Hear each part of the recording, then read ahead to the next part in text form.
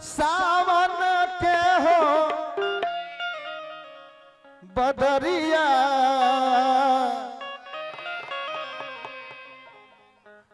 बदरिया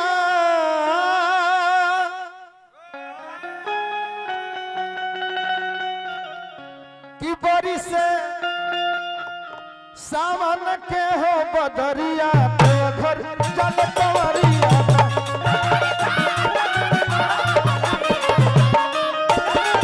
बरी से सावन के हो बदरिया घर जल कंवरिया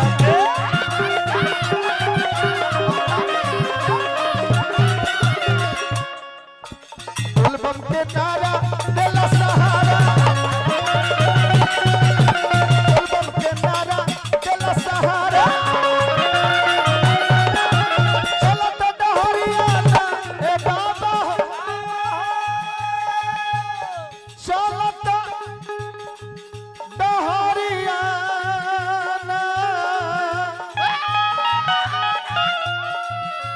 ए बाबा हो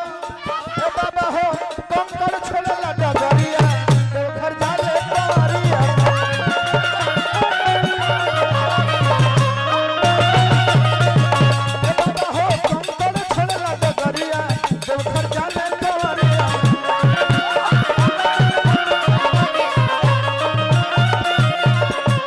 आदरणीय हमरा विनोद सिंह जी बीडीसी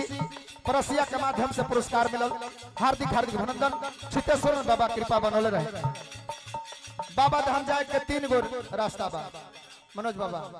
या तो पैदल जाए न तो दौड़ के जाए न तो भूयो सूत के जा सकत केहू जाला धीरे केहू जाला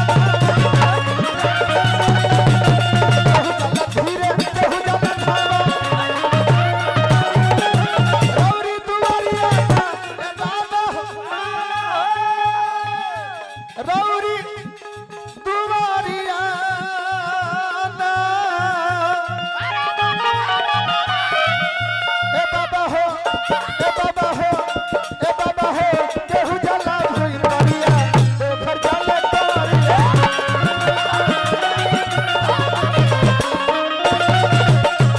केहू जाला कोई मरिया देवघर जाला तोरिया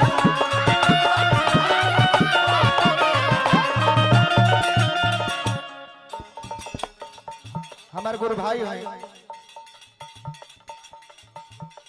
हमारा अशोक भैया बहुत बहुत रुपया पुरस्कार हार्दिक हार्दिक अभिनंदन जय जयकार करब हमारा अजय भैया गुड्डू सिंह चेयरमैन साहब के पर्सनल हलवाई कहत गुलाब की भोला कहत गुलाब की भोला बीते उमरिया ए बाबा हो बीते उमरिया ए बाबा हो मेरा गुड्डू भैया चेयरमैन साहब का पर्सनल मिस्त्री अजय भैया हमारा अशोक भैया के रुपया इसके देता नहीं हार्दिक अभिनंदन बा ए बाबा हो कब फेरब नजरिया तने खले सब लोग हाथ उठा ले सब लोग सब लोग जेकर हाथ नहीं गोड़ उठा ली बोली बोली चित्तेश्वर नाथ बाबा की हाथ उठल रहे आ तनी कैमरा रुआ सब होने घुमा ले आ सब के उताल में तनी ताली बजाई सब के उताल में कब ढोलक बाजी तो आ बाबा से कहे के बा कि बाबा हो कब फेरब नजरिया देवघर जाले कंवरिया